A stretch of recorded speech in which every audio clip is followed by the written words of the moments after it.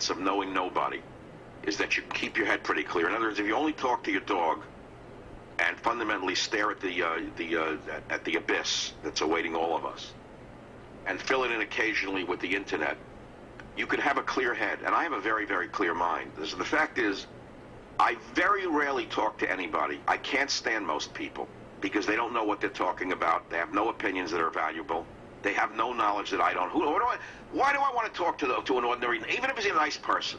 If he doesn't have knowledge that I need, why do I want to know him? What do I need, the human contact? As I said, a dog is better. A dog is not trying to get a job from you. A dog's not trying to get on your show. You know what I'm saying? A dog's not trying to take anything from you. A dog doesn't want to be left in your will. All he wants you to do is rub his chest at night. That's all. 10 pounds of love. So as I say, I very rarely venture outside of immediate family. Even there is limited. We live in separate zip codes. But I have a few friends I talk to. And last night I included one of my old friends at the Father's Day dinner. Picked him up and took him on the boat over to the restaurant. And we were talking. He's a leader in the field of health and nutrition. He's a medical doctor going back many years, a real degree as opposed to what comes in today from the third world with fake credentials that they bought in a popcorn box on the internet. And he said, you know, there's an actual benefit to the demise of the seafood industry in the Gulf. I know this is going to be very controversial because many of you are going to say, how dare you? Because today now the shrimp fisherman is held up as, I would say the shrimp fisherman today is George Washington. A month ago, no one ever heard of him. Toothless, the Bayou, the Cajun, you didn't care. Now all of a sudden, the shrimp fisherman is the sacred symbol of the American worker. Okay, I understand it. Instead of the deadliest catch, the smallest catch. But that's the way it works. I don't know anyone who doesn't eat shrimp except Orthodox Jews and Muslims, which means I don't know anybody who doesn't eat shrimp, personally. Most people like shrimp, by the way, so it's a very big blow. I like the shrimp, by the way, from Alaska.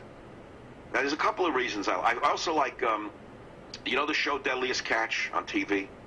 I can't believe it's the toughest job in the universe. I don't know who goes fishing up there. Man, what, guys who are out of San Quentin? Who would? That's the roughest thing in the world. Like Alaskan king crab with cages flying around on the deck. I never saw anything like it, all for a crab. Snow crab, king crab, frigid waters in the Arctic and the Bering Sea. What guts these guys have. That's what you call boating, not what I do. But anyway, so 27 knots is an average morning for them on a calm day.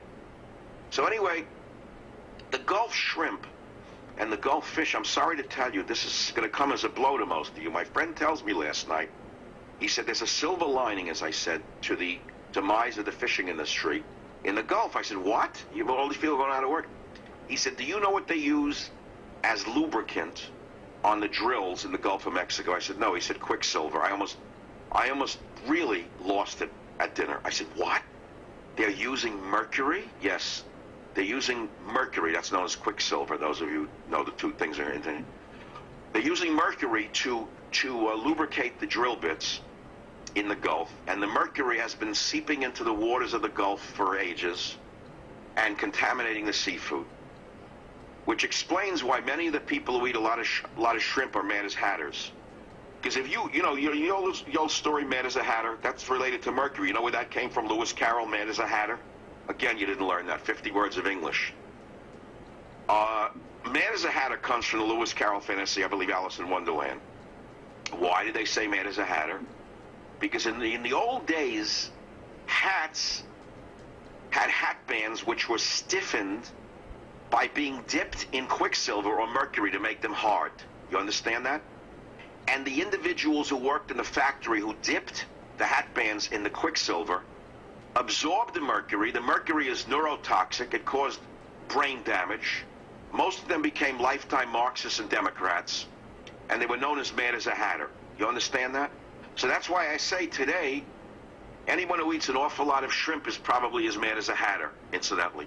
It could explain the deranged disconnect between the snobs on the Upper East Side of Manhattan and in Boca Raton, Florida, who for some reason have an affinity for shrimp, which I think is because it was originally banned by their grandfather in his religious days.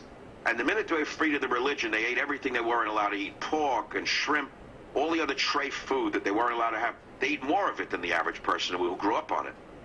So in other words, the more diehard liberal Democrat who was not supposed, and grandfather, you couldn't touch a shrimp, your hand would, or if you ate a piece of prosciutto or ham, you would die immediately.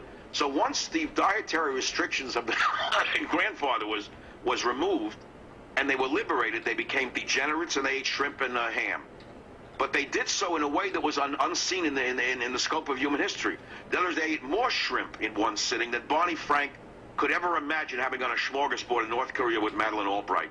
But that would require having listened to the show for the last 12 years to put those things together. Savage.